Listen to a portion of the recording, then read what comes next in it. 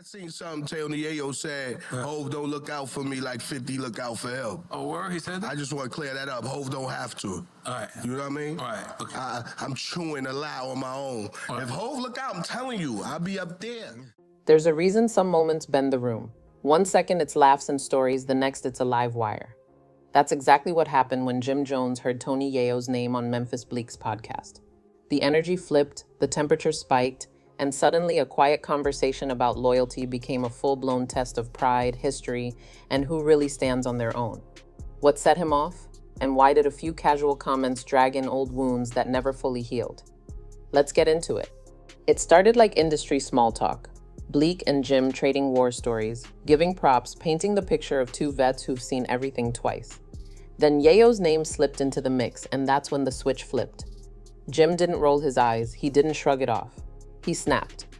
The lines came quick and ruthless, hygiene jabs, money talk, the kind of barbs that say, "Don't play with my name." You could feel the tempo change. Laughs got shorter, answers got sharper, and even Bleek's cool started to look cautious, like he knew they'd crossed from banter into something heavier.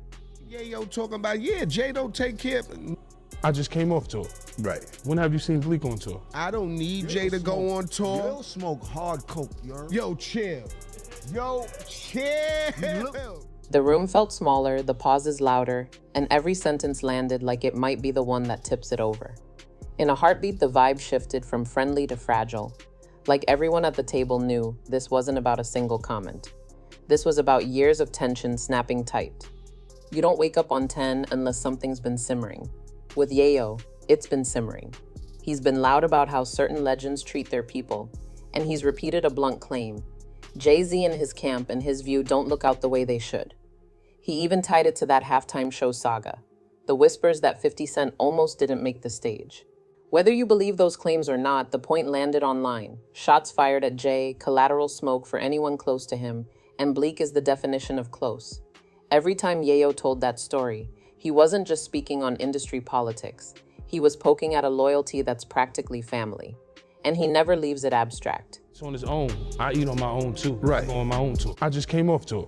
Right. When have you seen Bleek on tour? On his own. Jay-Z is not a bad guy. Bleek is not a bad guy. I'm not saying it. I'm saying to you that Jay-Z was all business with them niggas. When Buck up on his taxes, 50 apiece and more. He frames it with comparisons. My guy brings me on stage, puts me on payroll, keeps me visible. That kind of side-by-side is built to trend, a clean narrative the algorithm can bite into. One camp feeds, the other forgets. Clip it, caption it, and suddenly Bleek becomes a symbol instead of a person. That's how a talking point turns into pressure, and pressure turns conversations into tests. By the time Jim heard Yayo's name at that table, it wasn't just about one interview, it was about a storyline that kept circling back, daring someone to answer it out loud. Memphis Bleek has heard it all for decades. The jokes, the think pieces, the who puts who on debate. He doesn't whine, he moves. Projects, tours, investments, checks that don't need a social media caption. To him, the idea that he's somehow not taken care of is just noise from people who think proximity equals payroll. What they never see is how Bleek's relationship with Jay works behind the curtain. Private calls, silent business moves, uncredited assists that don't trend but still feed families. He's been clear. He respects how Hov moves, and he's handled his lane without begging for a lifeline. And that's the part people miss. On the Jim Jones podcast, he had guest Memphis Bleek, and they shot at Tony Yayo. They shot back, actually, because on the Shay Shay show, Tony Yayo said, man, Jay-Z should take better care of his people. Not everyone wants to be in front of the camera every time the boss moves. Bleek's loyalty has always been quiet, not loud, not performative. He's from the school of don't brag about real love, just show it when it counts. So when Yayo throws shade that frames Jay as a man who doesn't look out for his day ones, Bleek takes that personal. He's not just defending Jay, he's defending the whole philosophy that built him. The idea that loyalty isn't proven in public. When that's your stance, you can imagine how it lands to watch someone question your relationship on the biggest platforms on earth. It's not just disrespect, it's rewriting history for clicks. So when Bleek and Jim sat down together, the energy wasn't petty, it was protective. Bleek came with calm but carried years of quiet pride, and Jim matched it with his own street-earned fire. Yayo talking about, Jay don't take care of... I don't need Jay to go on You tour. don't smoke hard coke, yo. Yo, chill. Yo, chill. You look like you need to be taken care of, nigga. You look like you need to go to the dentist. You need to look like you need to brush your teeth. You look like you need hygiene, nigga. Two men who've had their loyalty questioned too many times now speaking from the same wound. And protection, especially in this culture, gets loud fast. Jim Jones is stubborn in the best and worst ways. He's built a life off refusing to be quiet. Sometimes that makes an empire, sometimes it makes a moment. This was that moment. The core of what he said cut through all the noise. Nobody feeds him. He doesn't live off anybody's plate. Not Hove's, not 50's, not anyone's. Every dollar, every deal, every record, every house, he frames it as his own hustle. And when you listen close, that anger isn't random. It's the frustration of a man who spent 20 years being told he's standing in someone else's shadow. He went straight to the pilot on proof. Cars, houses, businesses, brand deals, investments, the kind of resume you can't fake. To outsiders, it sounded like flexing. To him, it was survival. Full movie, nigga. I got a G for every bump in your face, nigga. I promise you that, nigga. That's I a promise fact. you that, nigga. That's why he worried about Peon, you broke. You know See? I got it. In hip-hop, perception is currency. If people think you're eating off another man's plate, that rumor can cost you partnerships, respect, and leverage. So Jim did what Harlem men have always done when their pride's questioned. He over-delivered, loudly, visibly. Because in this culture, silence looks like guilt, and humility gets mistaken for weakness. There's also Harlem code underneath it all. Pride, independence, and never letting anyone paint you as kept. Jim's whole image is built on being self-made, the hustler who outlasted every era by betting on himself. So when Yayo's comments made it sound like 50 Cent takes better care of his people than Jim does, it hit a nerve deeper than music. It hit legacy. You could see it in his posture, hear it in his tone. He wasn't just defending his career, he was defending the blueprint he's built his identity on. And yet underneath the bravado, there's another truth. So when y'all see me out here, that's the Blizzle budget. But back to you, I'm sorry for cutting you off, but I just want to let niggas know Hov don't have to. So, Jim's explosion wasn't just about Yayo. It was about years of whispers. The ones comparing Dipset to G-Unit, the ones doubting his leadership, the ones turning every success into an asterisk. When he snapped, it was all of that spilling out at once. Pride, pressure, and a little bit of pain. The kind of mix that makes men swing harder than they need to, just to remind everyone they're still standing. But then came the name that never sits calmly in any room. Say stack bundles and watch faces change. He wasn't just a promising voice. He was family to whole neighborhoods. He had that rare mix of hunger and charisma that made people stop and pay attention. The kind of energy that makes the room feel smaller when he walks in. He dressed like the future, rapped like he already made it, and carried that queen swagger that made other artists recalibrate their game. Then he was gone, a life cut short back home, leaving friends, fans, and an entire city stuck with the ugliest kind of what if. For years, the whispers never stopped. Who looked out? Who didn't? Who could have done more? Some say Jim should have moved him out the hood sooner. Others say Stack was stubborn, loyal to the same streets that built him. Yayo's comments didn't help. They dragged that wound back into the light, poking at pain that never really healed. Because when you talk about Stack, you're not just mentioning a name, you're reopening a chapter that's still heavy for the people who were there. Jim's version has always sounded the same. I tried. He says he offered the move, the money, the escape plan. Talk of a brownstone in Jersey, more tour money, a fresh start away from the block. But Stack wanted to stay close to home, close to the people who made him who he was. Sometimes no matter how badly you want to save someone, you can't force them to let go of the block that raised them. That's not an excuse, it's a heartbreak. And for Jim, it's more than just loss. It's guilt that sits underneath every mention of Stack's name. Prodigy bought a house and needed more money. 50 a piece or more. Prodigy are paying back. The thing with 50 is, it was business and we was friends. I don't feel like Bleek was Jay-Z friend. I don't feel like Young Guns was Jay-Z friend. He said it himself, that pain doesn't fade. So when Yayo tossed Stack's story into the conversation, it hit a nerve deeper than a diss. It felt personal, like someone rewriting history for clicks. In this culture, that's crossing the line. Because grief doesn't argue well, it explodes.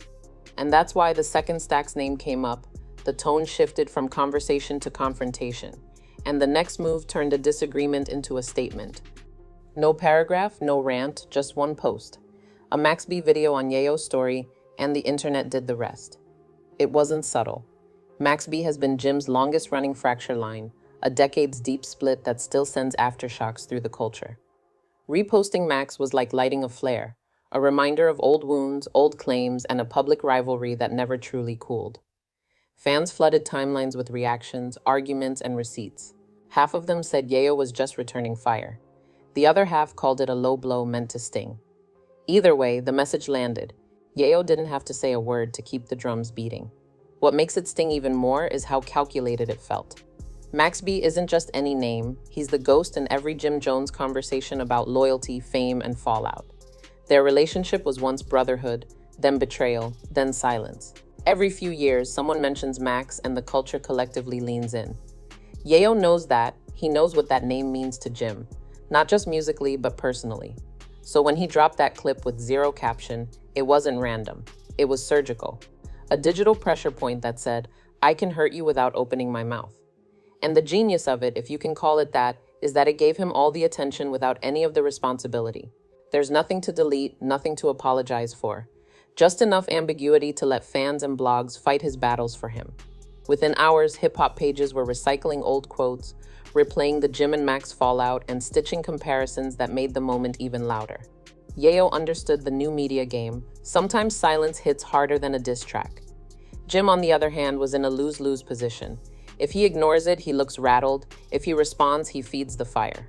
That's the beauty and the curse of subtle shade. It traps you in the spotlight without saying a word. Yayo didn't just throw a punch, he set up a mirror and let the culture do the rest. Here's the real subtlety most people missed. Yayo never actually said Jim was broke. What he pointed at, whether you agree or not, was the look of who gets lifted around you. He throws it like this. Some leaders bring their day ones on the biggest stages, hand them roles, let them shine next to the spotlight. Others keep their inner circle more independent, less visible.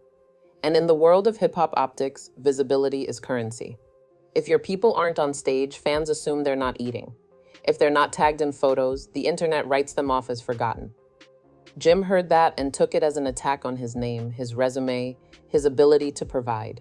That's why the response turned into ledger talk, houses, cars, deals, accomplishments, proof that he's self-made and still feeding his circle. But that's the deeper tension here. One man measures loyalty by how many you bring up, the other measures it by how many can stand without you. Both sides are talking about leadership, but through completely different lenses. Yayo's model says, put your people beside you, let the world see the loyalty. Jim's model says, teach your people how to move so they never have to rely on anyone again. And here's where it gets complicated. The internet doesn't reward subtlety, it rewards spectacle. Quiet mentorship, financial backing, and behind-the-scenes opportunities don't trend. A single onstage moment or a viral post does. That's why fans often side with whoever looks the most generous in public, not necessarily the one doing the most behind closed doors. In Jim's world, success is proven through independence. In Yayo's, it's shown through visible brotherhood. Both sound noble until pride gets in the way. When Jim fires back with numbers, it's not just ego, it's defense. Because once a rumor paints you as the guy who doesn't look out, that label sticks harder than any diss track. And Yayo, with one comment, reignited that conversation, forcing Jim to prove something he's probably tired of proving. But at the end of the day, money talk and crew optics are just two sides of the same mirror. How you define loyalty depends on what reflection you're trying to protect. This whole storm feels like a mirror. On one side, loyalty as protection, put your people on, put them next to you, put them somewhere safe where money keeps moving. On the other, loyalty as empowerment, give your people tools, plug them into the right rooms, then let them stand on their own too. Yayo speaks for that first worldview. Jim claims the second. Bleek sits at the intersection, a day one who never asked to be the example but got used as one anyway. And somewhere in the middle sits the pain of losing someone gifted, the regret and the pride and the refusal to let strangers narrate your bond. No matter whose side you pick, the lesson cuts both ways. If you brag about being taken care of, you might wake up to find the faucet off and the comments laughing. If you build your pride on self-made rules, you might miss how your wins read to people who expect to see your whole circle in the front row. The smarter play is humility on both ends. Loud wins don't always mean real love. Quiet support doesn't always mean neglect. Most of the truth lives behind rooms we'll never see. Jim's not backing down. Yayo's not folding. Bleak still unbothered in the ways that matter. Tomorrow, someone else will throw another log on this fire. A clip, a caption, a stray comment in a random interview, and the cycle will start again. But here's the part nobody wants to hear. The only scoreboard that counts is what your people look like 10 years from now. Are they healthy? Are they free? Are they winning without you having to say a word? That's the kind of loyalty you don't need a podcast to explain. So what do you think? Was Jim defending principle or pride? Was Yayo exposing a point or just poking a bruise? Drop your take in the comments.